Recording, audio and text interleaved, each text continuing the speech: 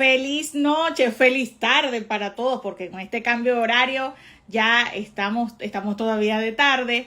Y bueno, hoy vamos a hablar de criptos, de impuestos, de la noticia de estos días, de la quiebra de este banco el Silicon Bank. Y vamos a hablar con alguien que para mí es uno de mis referentes y expertos en la materia. Yo tengo que comentarles antes de dejar entrar a este invitado que yo realmente me siento privilegiada o me he sentido bien privilegiada durante toda mi vida profesional de tener a personas que considero grandes mentores. Y la persona que va a estar con nosotros en la tarde de hoy es uno de mis grandes mentores y fue mi primer gran mentor en todo lo que está relacionado con el área contable.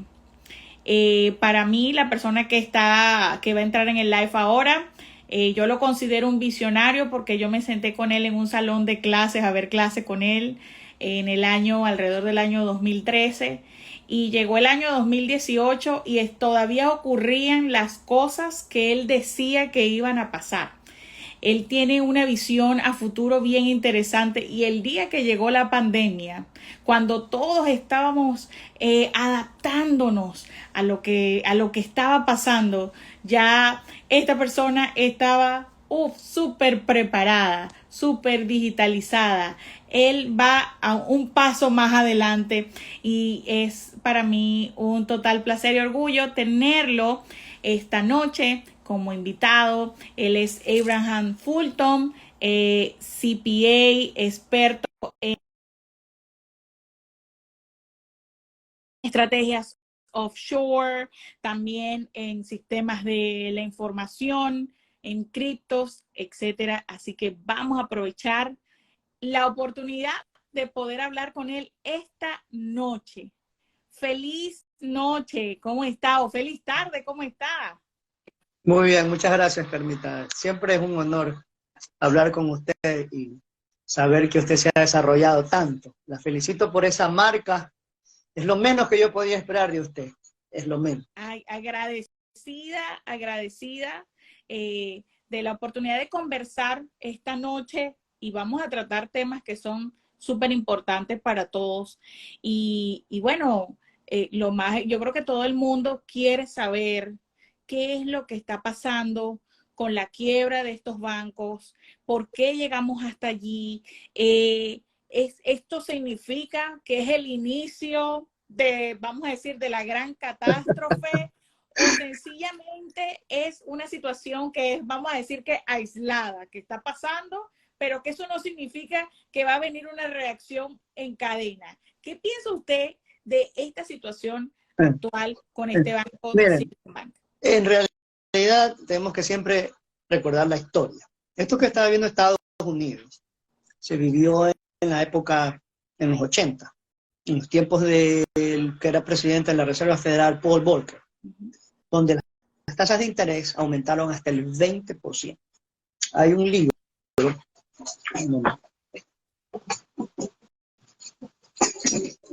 que se llama Los secretos del templo, Ok. donde aquí se narra la crisis. Y lo leí, estaba leyendo el principio del 2021, era un domingo, y yo le mando el texto a mi asistente. Va a haber una crisis, le digo.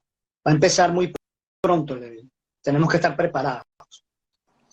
Y eso es justamente 900 y pico de páginas que dicen lo que pasó en ese periodo y lo que va a pasar en este periodo. Entonces, así es como se forman las visiones.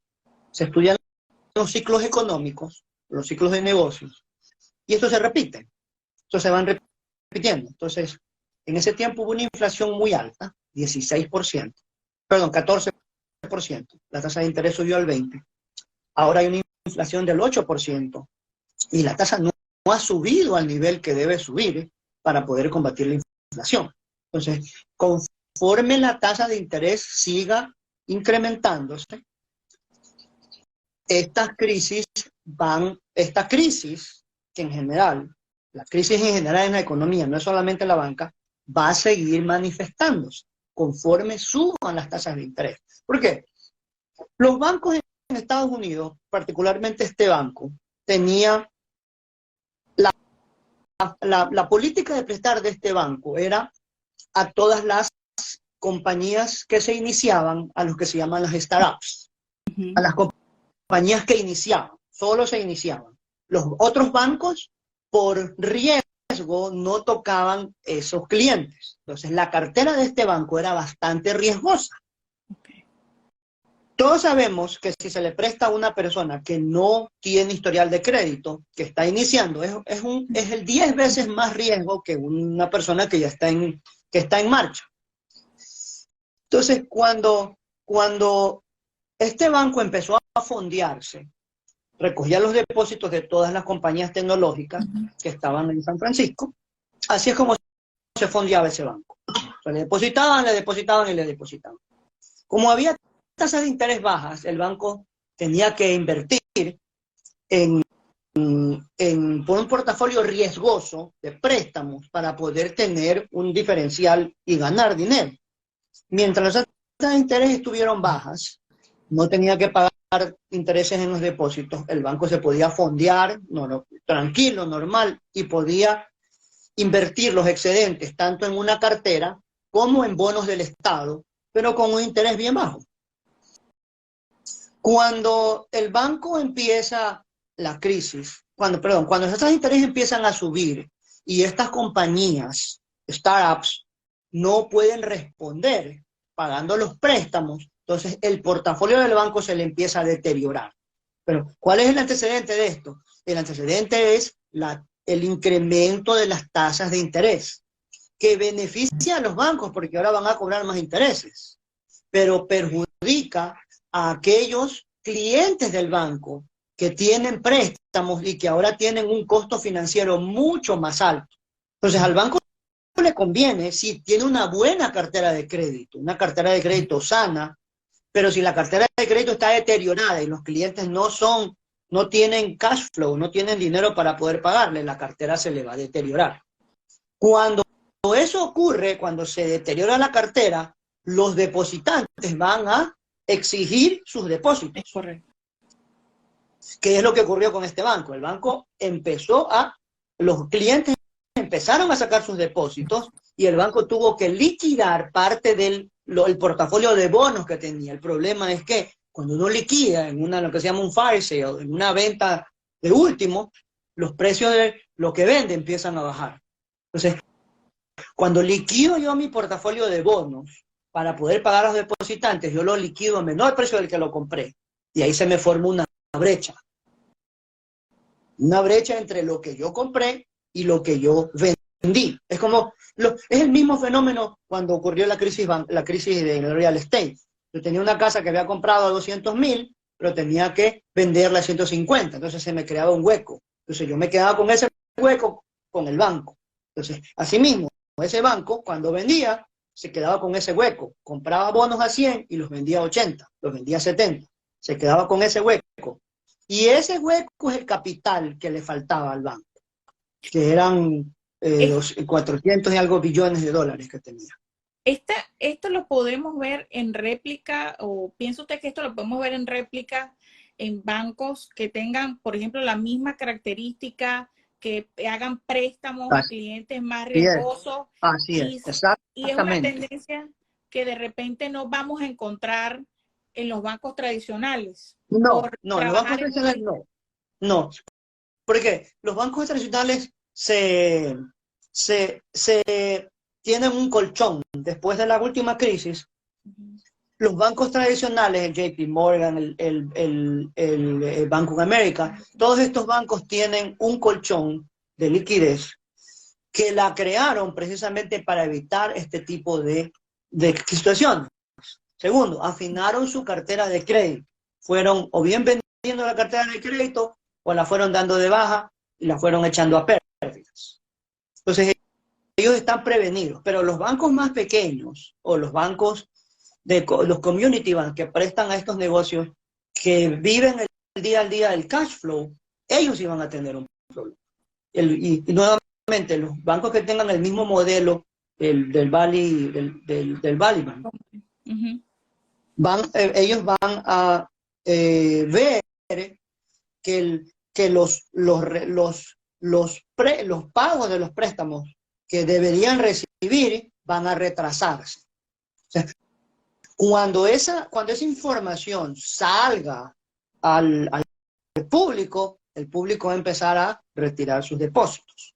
Ahora, esto no va a ocurrir en todos los bancos, no va a ser un sistema, no va a ser una crisis sistémica como en el 2007, no, sino que es simplemente un fenómeno de igualación, porque las tasas de interés no solamente afectan a los negocios de los que deben pagar los préstamos, sino afectan la posición financiera, la posición de cash flow, de efectivo, de los que deben pagar los préstamos.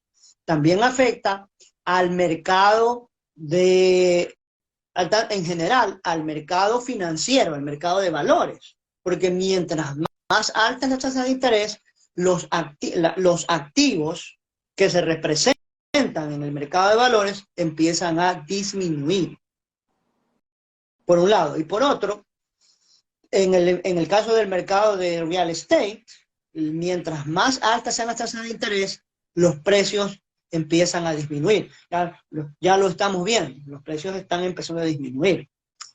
Y los préstamos de hipotecas se hacen cada vez más caros y lo que antes a una tasa de interés del 3-4% se podía comprar, así por decir un número, 250, ahora la persona solamente puede comprar a 180 o 170. Entonces, el cupo que tenía para comprar se disminuye.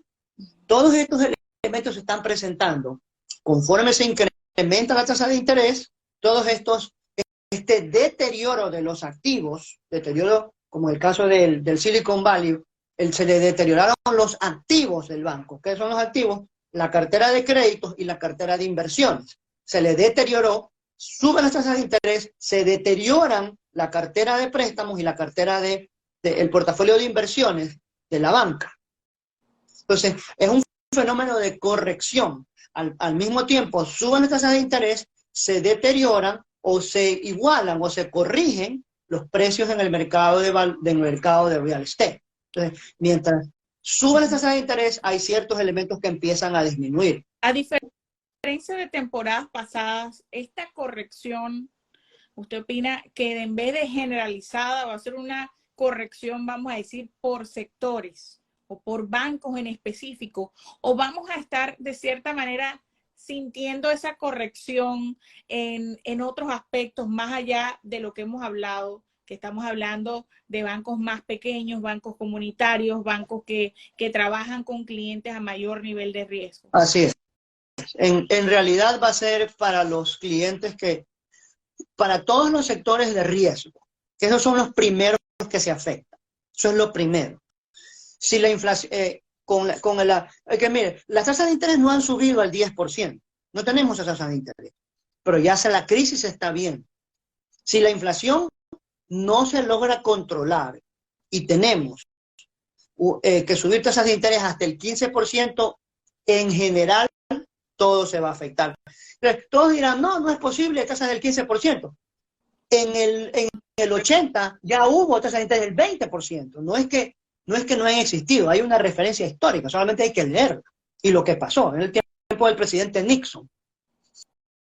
Y entre diferentes presidentes de la Reserva Federal, hasta que llegó Paul Volcker y él dijo, no, esto se acaba, yo les voy a subir las tasas de interés para que todo el mundo sepa que nosotros estamos serios.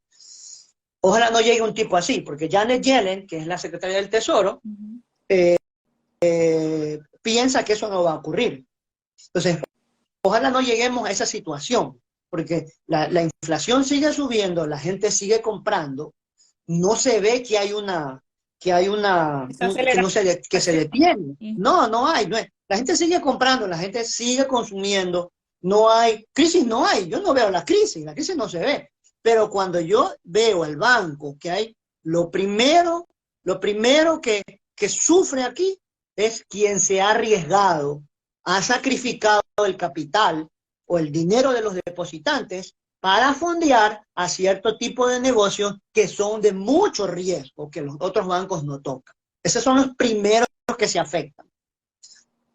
Cuando, cuando ese sector empieza a caerse, el siguiente nivel son los bancos que no han prestado a este tipo de sectores, pero que igual tienen comprometidos a un sector de menos riesgo. Pero no es que el banco está mal, sino es que la subida de las tasas de interés dificulta el retorno del dinero hacia los bancos.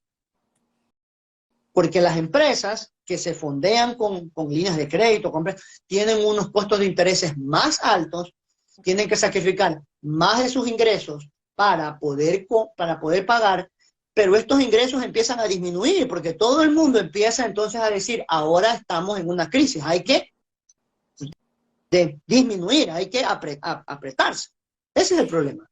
Yo sé que podemos hacer muchos análisis, pero ninguno tenemos como que esa bolita de cristal para decir qué es lo que viene realmente o no. Sin embargo, podemos ver referentes históricos, ver cómo es el comportamiento de los ciclos financieros, etcétera. Claro. ¿Qué esperaría usted para este año? Porque yo siento que una de las preguntas que más se repite es, ¿va a haber crisis? ¿No va a haber crisis? ¿Hasta qué punto vamos a llegar? ¿Esto va a ser una repetición del 2008? ¿O vamos a tener un proceso, vamos a decir, que podamos, de cierta manera, sortear una temporada de aprietos, pero no tan traumática? Todo depende de la tasa de interés y la inflación. Esa es la clave. Miren, hay un libro que se llama Los ciclos económicos de Schumpeter. El ciclo económico no existe. Lo que existe es la tasa de interés. ¿Cómo yo creo un ciclo económico? Cero tasas de interés. Interés cero. Entonces, hay un boom. ¿Cómo yo mato ese boom? Tasa de interés al 7-8%. Yo lo voy matando poco a poco. Ese es todo el cuento del ciclo económico. Ahora, ¿qué es lo que hace que yo decida, como Reserva Federal, subir a 10% las tasas de interés? La inflación. Ese es en realidad el ciclo económico. El ciclo económico está en función de las tasas de interés. Tasas de interés bajas, boom, hay un repunte. Tasas de interés altas, hay una crisis. Es lo que estamos viendo. Entonces, las teorías del ciclo económico sí son ciertas, pero quien tiene la última palabra respecto al ciclo económico es la Reserva Federal en los Estados Unidos. Y el Banco Central Europeo en Europa y el Banco Central en Japón. Esos son los que tienen la última palabra respecto al ciclo económico. Mientras no los atrape la trampa en la inflación. Ahora, estamos en un periodo inflacionario. Como yo he puesto dinero y he bajado las tasas por la crisis y le di también el dinero a los contribuyentes por la pandemia, entonces yo ahora tengo un gran lío, un doble lío, un lío de una deuda que ha crecido. Es correcto. Y un lío de tasas de interés bajas que no controlan la inflación. Y un tercer lío que es la inflación en sí. Entonces, estos tres líos que yo tengo ahora, yo tengo que controlarlos. Para poder controlar la inflación, yo tengo que incrementar las tasas de interés. Entonces, allí ya la crisis se me viene. Ya con eso ya la crisis. Y el otro problema es la deuda. Con tasas de interés bien altas, en un momento determinado, ese problema de la deuda, tanto de los hogares como de las empresas, va a reventar. Recuerden, las empresas están súper endeudadas porque el gobierno les dio estos famosos préstamos del Small Business Administration. Todas las empresas están endeudadas, todas, sin excepción. Todas las empresas están endeudadas. Entonces hay ese es el problema que no se ve. Ese problema todavía no se ve. En el momento de que la inflación siga subiendo y las tasas de interés tengan que subir tanto, luego vendrá el problema de esa deuda que va a estallar. Todos los endeudados. Ya está pasando porque ya las personas están empezando a recibir, hey, subir, ya es tiempo de empezar a pagar, y como que yo pienso que en la efervescencia del momento muchas empresas, muchas personas tomaron créditos y ahora están como en un cierto default que dicen, bueno, tengo esta deuda que pagar, que tenía 2 años yo andando por ahí libre, vamos a decir, con mi negocio, y resulta que ahora tengo esta mensualidad y este lío, ¿y qué hago? Es que te has metido en una deuda. Las deudas, esto no es, vamos a decir, un regalo, es una deuda y tu negocio tiene que pagarlo. Entonces ahí viene como que otro proceso bien interesante y que ya se está empezando a ver porque la gente pareciera como que si se olvidó de que hizo una solicitud para un dinero, que recibió un dinero y que ahora tiene que pagarlo de vuelta. Así es. Adicionalmente a eso quería preguntarle, cuando nosotros hablamos de una recesión, cuando se dice que hay una recesión, estamos hablando de que disculpe, tenemos que mirar al pasado, a 6 meses atrás por lo menos, para mirar que estamos en una recesión. O sea, en el momento que lo sabemos, estamos mirando hacia atrás y quizás estemos más cerca de ver la luz al final del túnel de lo que pensamos, porque ya han pasado 6 meses. Si hoy tuviera usted la posibilidad de mirar, de hacer un viaje dentro de un ciclo de 6 meses, pudiera decir que dentro de 6 meses, dentro de 3 meses, dentro de 4 meses, escucharemos, o durante este año podemos escuchar al Buró de Investigaciones Económicas decir, estamos dentro de una recesión, porque el día que yo me senté por primera vez en un salón de clases a escuchar el concepto de recesión a lo que es hoy, el concepto lo han hasta variado. Sí. Entonces, antes podíamos predecirlo más, pero ahora tenemos mayores factores para decir, oye, sí, estamos en un tiempo real de contracción, de corrección, de recesión. ¿Cómo, sin pedirle que tenga la bolita de cristal, pero ¿cómo lo mira? Para los próximos 6 meses habrá un deterioro de la percepción de los consumidores respecto a la economía. Eso es lo más importante. Cómo el consumidor percibe la situación de la economía en sí. Eso es por uno. Por el otro lado es el encarecimiento de los precios. Que el consumidor, cuando uno va al supermercado y ve los precios, se da cuenta que hay que destinar una mayor cantidad del ingreso disponible para poder comprar la misma cantidad de bienes o de productos del supermercado. Esas son las dos principales variantes. Cuando yo voy al mercado, yo veo que los precios se incrementan, mi percepción disminuye. Salió un artículo la semana antepasada en la revista The Economist respecto a eso, respecto a Walmart, que Walmart no ha tenido un incremento como esperaba respecto al consumo. Walmart, que tiene los precios más bajos del mundo en términos de productos, de consumo. Y Walmart está esperando que las cosas se deterioren.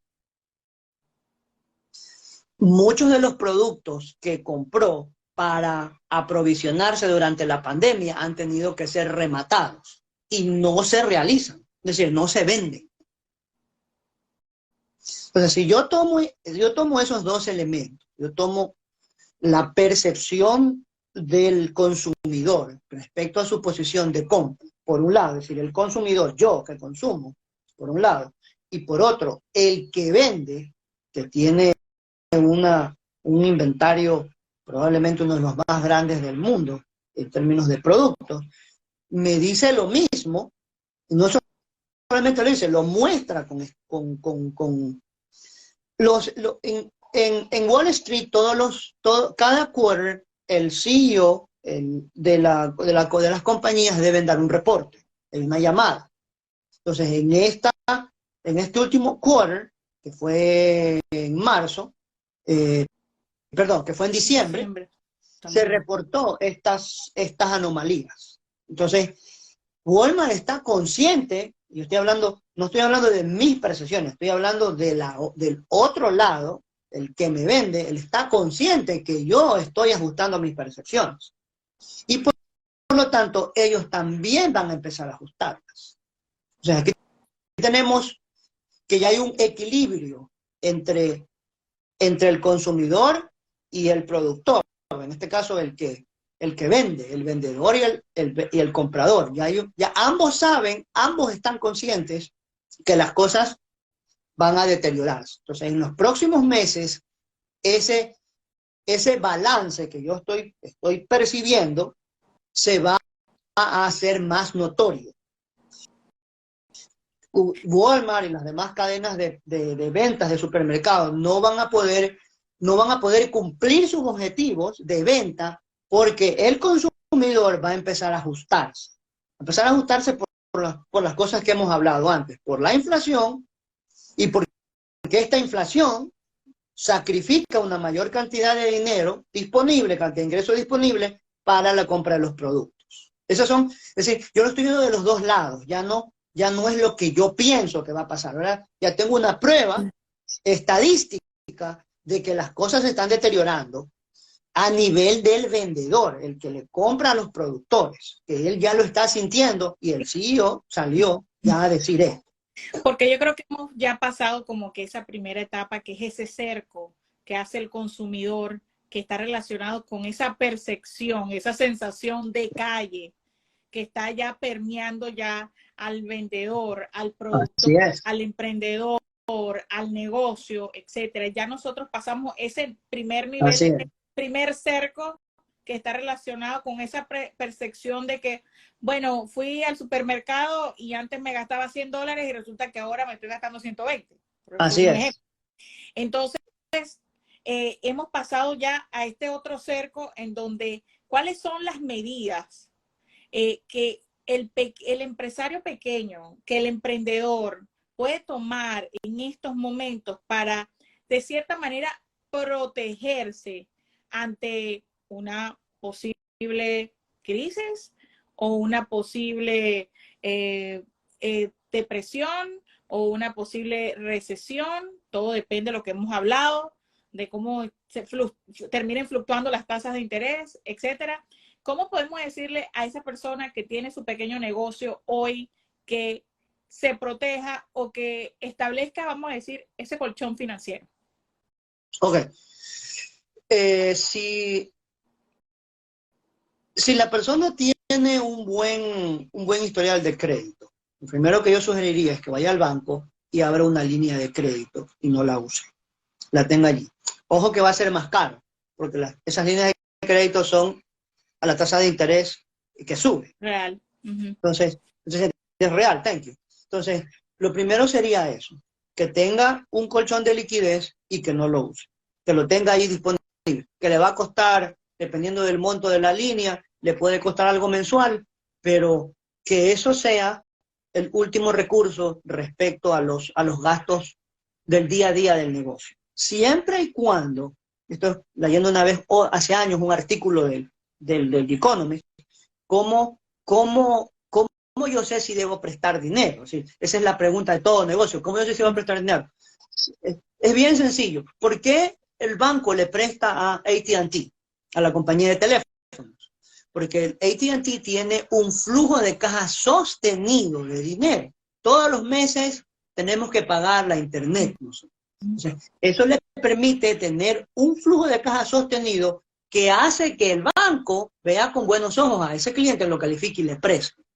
Si el negocio tiene esa virtud de ver un flujo de caja sostenido y puede sostener ese flujo de caja dentro del año, entonces el negocio se debe sentir bien si tiene en un momento un descalce con toda eficacia utilizar esa línea de crédito que fue el primer paso que he sugerido para poder tener un último recurso.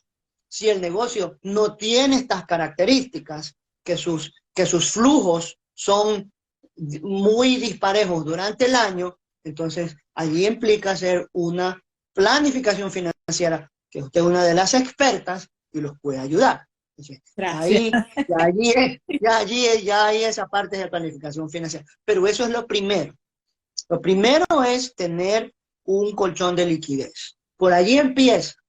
Una vez que yo he implementado esto, normalmente lo que yo he visto en las empresas es que cuando hay dinero, hay ineficiencia.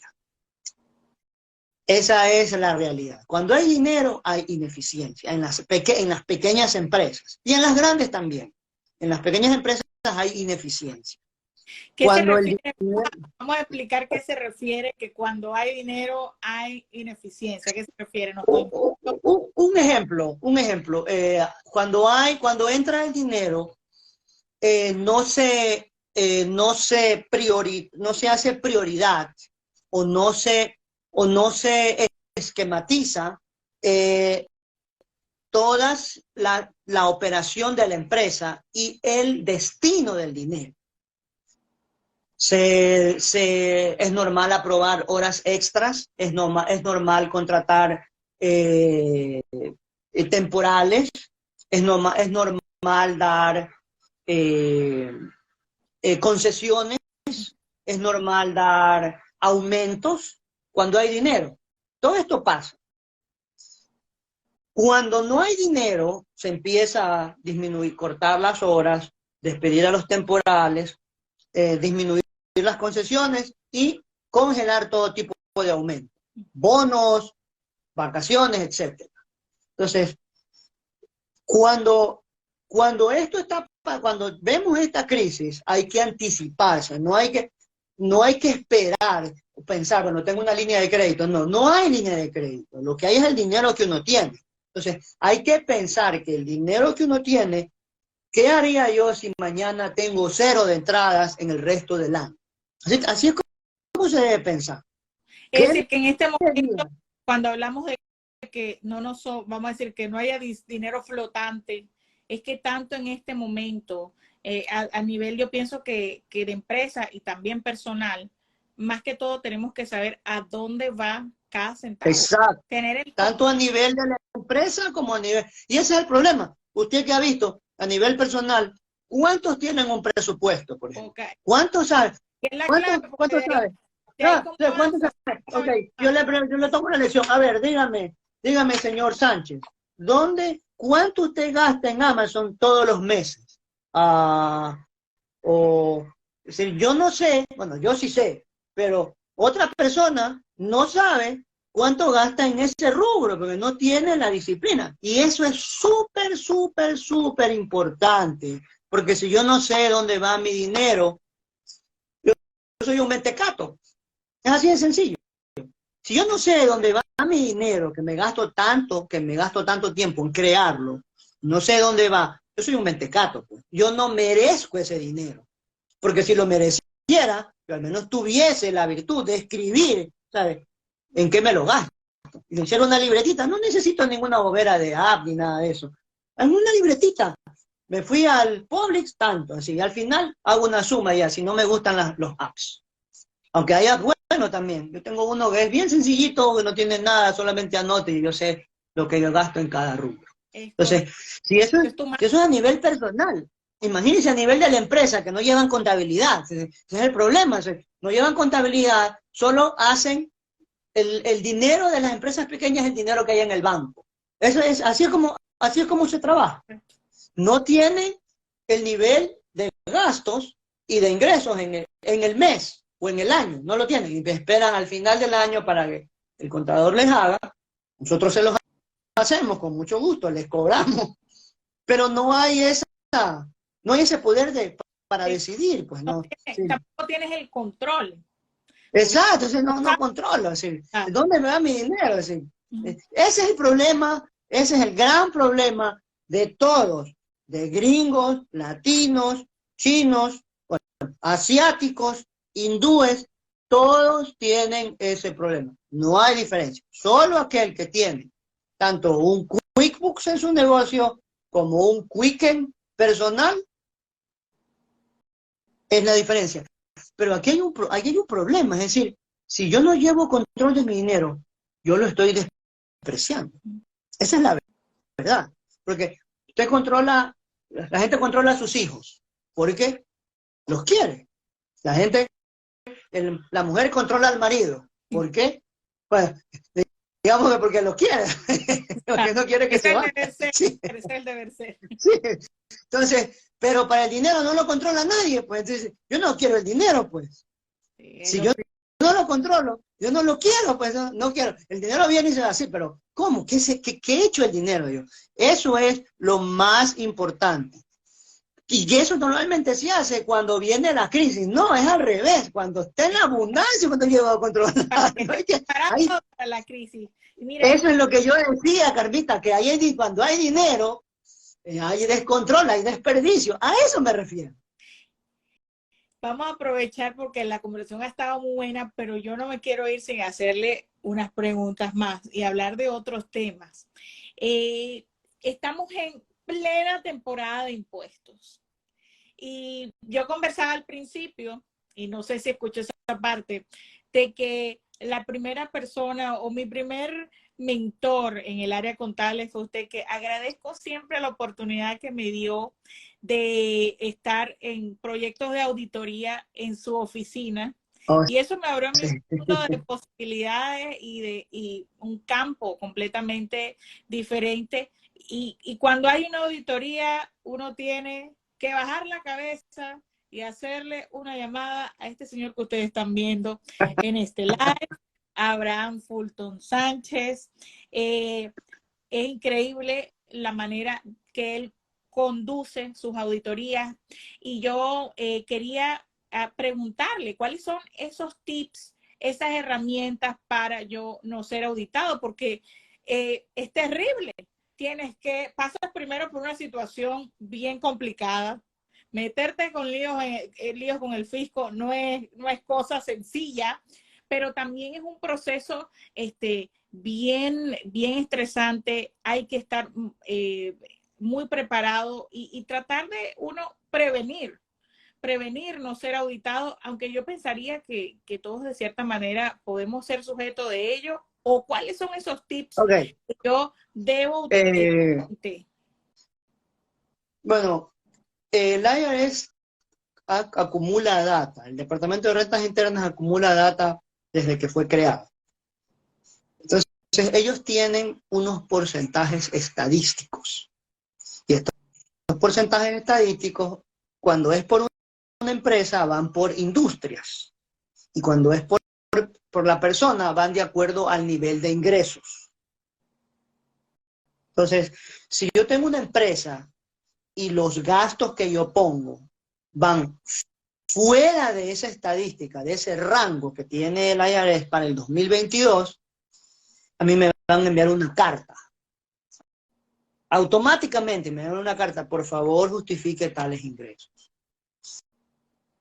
Si yo quiero reflejar a nivel personal para todos los que trabajan de autoempleados, los que son autoempleados, es la misma condición. Porque cuando yo soy autoempleado, yo también tengo que reportarle al IRS un rango de ingresos y de gastos. Y el IRS por eso nos pide en el formulario cuál es la industria, cuál es el negocio, cuál es el código de la industria, para que con ese código se corran los rangos estadísticos que se van a comparar cuando yo estoy reportando como autoempleado. Si yo me salgo de esos rangos de acuerdo a mi industria, a mí me van a enviar una carta donde voy a tener que probar todos los números que yo he puesto en el documento de reporte personal cuando soy un autoempleado. Tengo que probarlos todos. Y si no los... tuvo un gasto, pero no guardé la factura.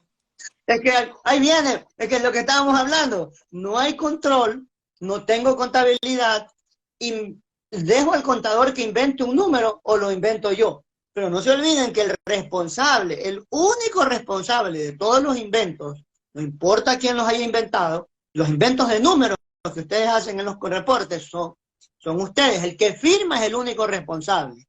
La IRS no va a escuchar que el contador me lo hizo, ni decir. Usted es el único responsable de los números que pone. Y obviamente, como usted no tiene cuidado de su dinero, no te importa el dinero que tienes, no tienes control, no tienes un sistema de contabilidad, no tienes un sistema de control de gastos ni de ingresos, ni de tu compañía ni tuyo, tú te inventas lo que quieres inventarte y luego viene el golpe. Luego el IRS te va a enviar una carta y ahí es cuando la gente entra en nerviosismo. Hoy me llamó, por ejemplo, una persona que había recibido una carta del IRS porque necesitaba justificar sus gastos como autoempleado. Entonces, viene el proceso donde él tiene que presentar los recibos y las cantidades. Si no hay nada de eso, el auditor simplemente le dice, no, usted no presenta ninguno de estos gastos, son admisibles. Si usted reportó una ganancia de 5.000, su ganancia ahora es de 20.000 y tiene que pagar impuestos, más intereses y más penalidades. Y si es que usted ha tomado una posición que no es congruente, le ponen una multa de 5.000 o 10.000 dólares, que se llama la multa civil, por tener posiciones improcedentes que no están dentro del Código de Rentas Internas. Pero ¿de dónde nace todo esto? Nace de la falta de control. Porque si yo tengo control, yo lo que hago, le imprimo al contador los estados financieros y ya está. Cuando si me viene una auditoría, yo sin preocupación, porque aquí están todos mis leyes, todos mis libros mayores, aquí están todos mis detalles. Aquí están todos mis recibos. Y ya. Que el problema no es la auditoría. La auditoría es una consecuencia de la falta de control. Y el problema se agrava, Carlita, porque una vez que yo tengo descontrol y no puedo presentar mis impuestos correctos, yo tengo una deuda ahora. Y que esta deuda me va a significar a mí un quebrantamiento económico, porque ahora tengo menos ingresos disponibles por la inflación y por el mayor precio de la gasolina y por el dinero que tengo que pagar en la compra de víveres, que es mayor. Entonces, ahora tengo un quebranto económico. Voy a decirle a la IRS que me haga un plan de pago, pero resulta que no tengo dinero para el plan de pago. Ese es el problema. Miren cómo todo se quebranta. ¿De dónde nace? Así. Wow. Si yo estoy, por ejemplo, en una situación como esa, ¿existen opciones como una oferta de compromiso? ¿Eso es posible? ¿No es posible llegar a un acuerdo con el IRS? ¿Cómo hago? Vamos a decirlo así. Ya estoy metido en el lío, ¿cómo salgo? Para que una oferta de compromiso sea aceptada, usted debe estar prácticamente en bancarrota. No, lo que es la bancarrota financiera. ¿Qué es la bancarrota financiera? La bancarrota financiera es que sus ingresos no sean suficientes para cubrir sus gastos. Esa es una bancarrota financiera. Por ejemplo, una bancarrota financiera es que tengo que pagar la hipoteca de la casa, las tarjetas de crédito, tengo que pagar la letra del auto, tengo que pagar, bueno, por ahí, que son las tres principales deudas que tiene todo consumidor estadounidense. Si yo no tengo dinero para eso y tampoco para los otros gastos, que es la vivienda y la alimentación y la educación de los hijos, entonces yo estoy en una bancarrota financiera. Aunque no esté en bancarrota, aunque no he hecho proceso de bancarrota en la corte, pero yo estoy en una bancarrota financiera porque mis ingresos no son suficientes para cubrir mis gastos. Ya estoy en bancarrota financiera. Eso es una bancarrota financiera. Entonces ahí vienen los préstamos, pero es peor. Si es que yo estoy en esa posición y le puedo probar al IRS que en los últimos al menos 3 meses o 6 meses yo tengo esa posición de bancarrota financiera, el IRS me va a aceptar mi oferta de compromiso. Y yo voy a pagar en un promedio un 10%. Okay. Si yo tengo ingresos, pero acuérdense, si esto no funciona si usted tiene una casa, porque la IRS le dice, no hay problema, no pague, se le acumulan los intereses de la deuda y le pone un gravamen, un link sobre la casa. Porque usted tiene propiedad, usted tiene activos. La IRS no lo puede obligar a vender sus activos como la casa, a venderlo para poder pagar la deuda, porque no se puede. Eso no lo permite la ley. Pero sí le va a poner un gravamen que no lo puede vender la casa hasta que, o si la vende, tiene que, lo primero que se cobra es el IRS, y ahí la hipoteca y de ahí usted. Sí, Entonces, por un lado. por ejemplo, una pregunta, este año declaré mis impuestos y no recibí ninguna carta. Puedo decir, oye, ya me libré, ya me salvé de una auditoría. ¿Por cuánto No, tiempo debo tener esa preocupación de que, 3 años, okay, por 3 años.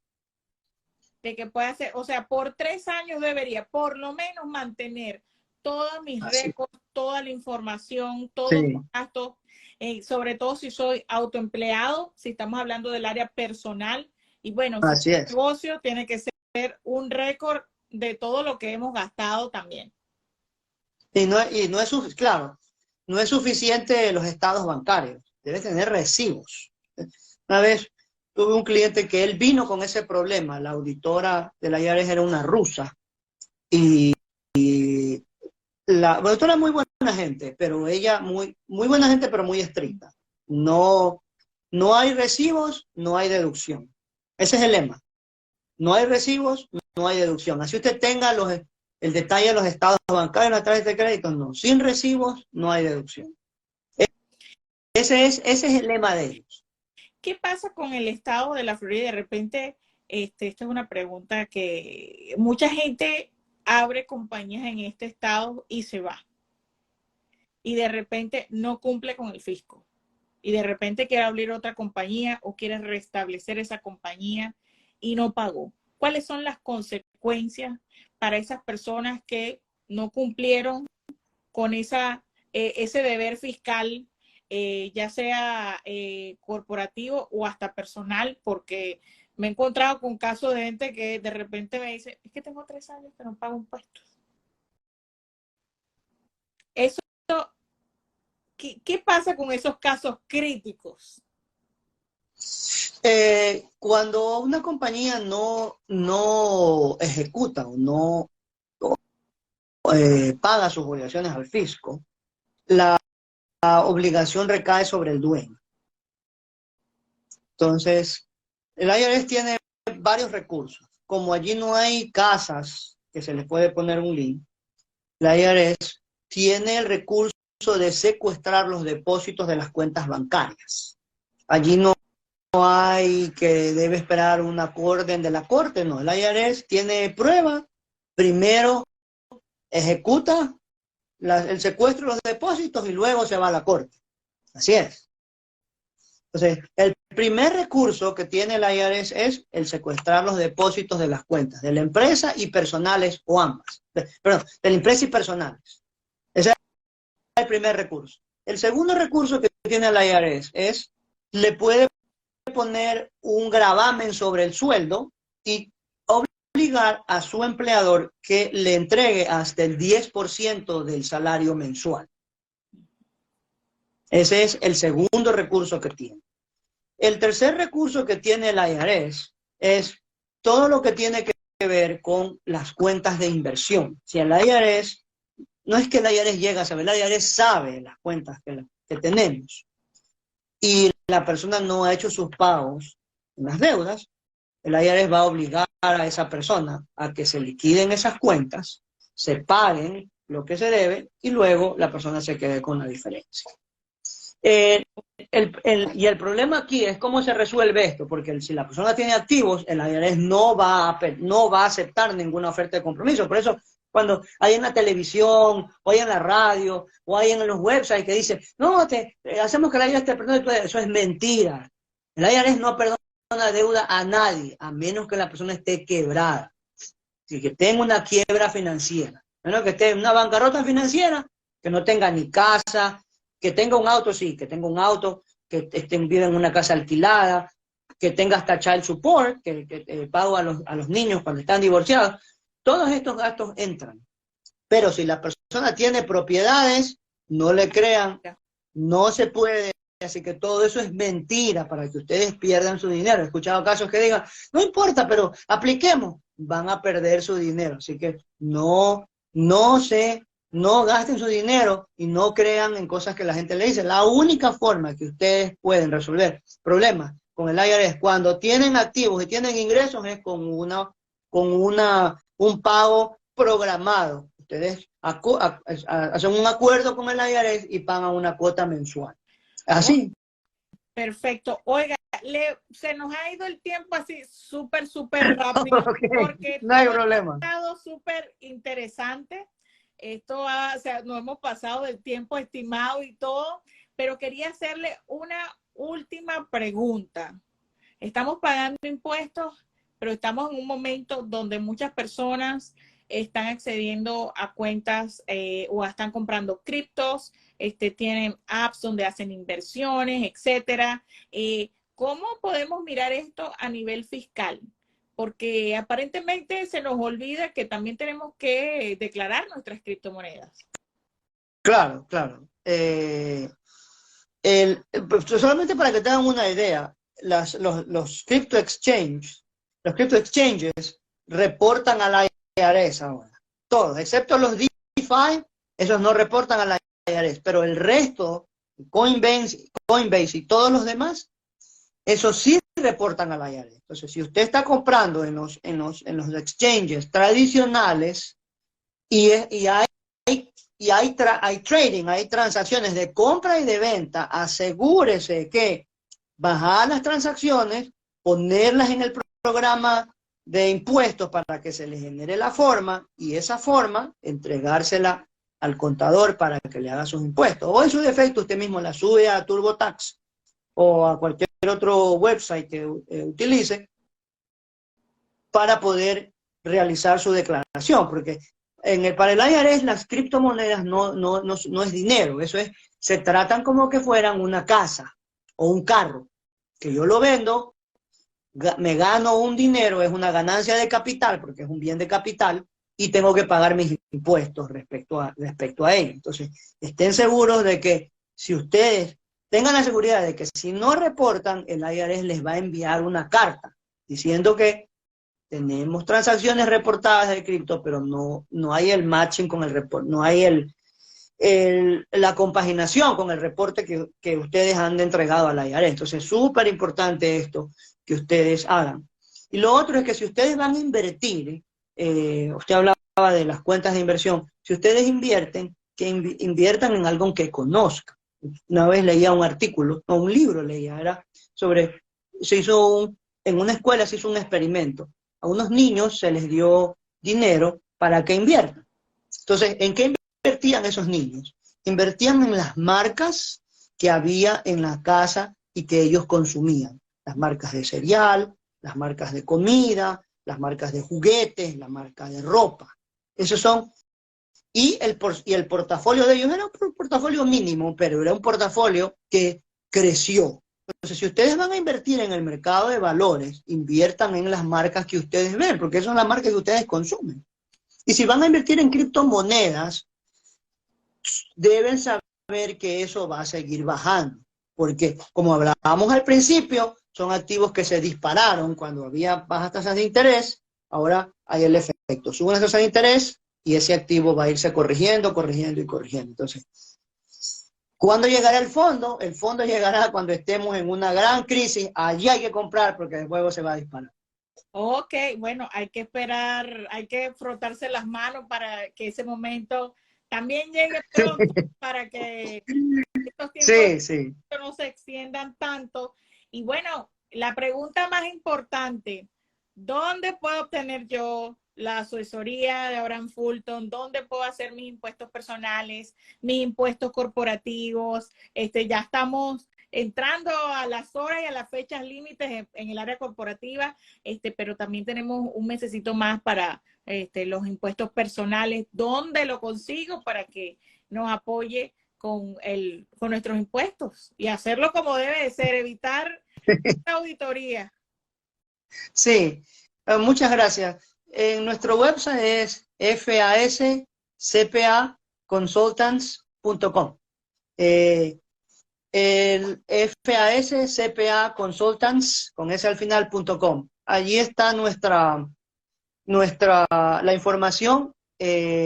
También pueden llamar al teléfono 786-462-7899 y en el website pueden ir a la parte de contacto, nos envían un email y nosotros con mucho gusto los asesoramos y nos encargamos de que no sean auditados, porque nosotros somos muy conservadores. Preferimos que el cliente decirle la verdad a decirle tienes un refund, tienes un reembolso bastante alto para que mañana el cliente tenga una preocupación en una Aquí auditoría.